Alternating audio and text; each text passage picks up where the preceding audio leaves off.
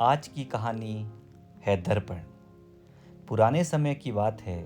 एक गुरुकुल के आचार्य अपने शिष्य की सेवा भावना से बहुत प्रभावित हुए। शिक्षा पूरी होने के बाद शिष्य को विदा करने का समय आया।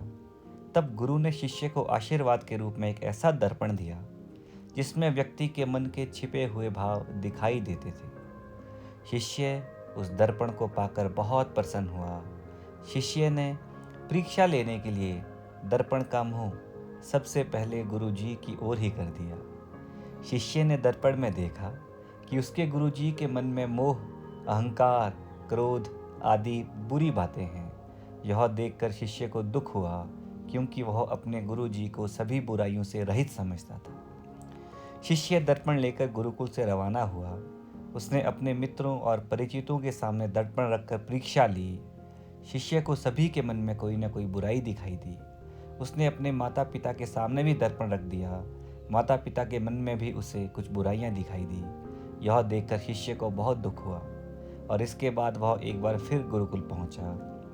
गुरुकुल में शिष्य ने गुरुजी से कहा कि गुरुदेव, मैंने इस दर्पण की मदद से देखा कि सभी के मन में कुछ न कुछ बुराई ज़रूर है।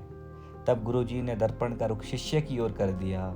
शिष्य ने दर्पण में देखा कि उसके मन में भी अहंकार, क्रोध जैसी बुराइयां हैं। गुरुजी ने शिष्य को समझाते हुए कहा कि यह दर्पण मैंने तुम्हें अपनी बुराइयां देखकर खुद में सुधार करने के लिए दिया था, दूसरों की बुराइयां देखने के लिए नहीं।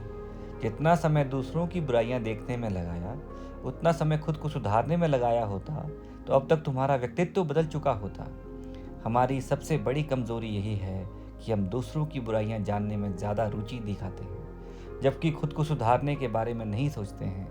हमें दूसरों की बुराइयों को नहीं, बल्कि खुद की बुराइयों को खोजकर सुधारना चाहिए, तभी जीवन सुखी हो सकता है।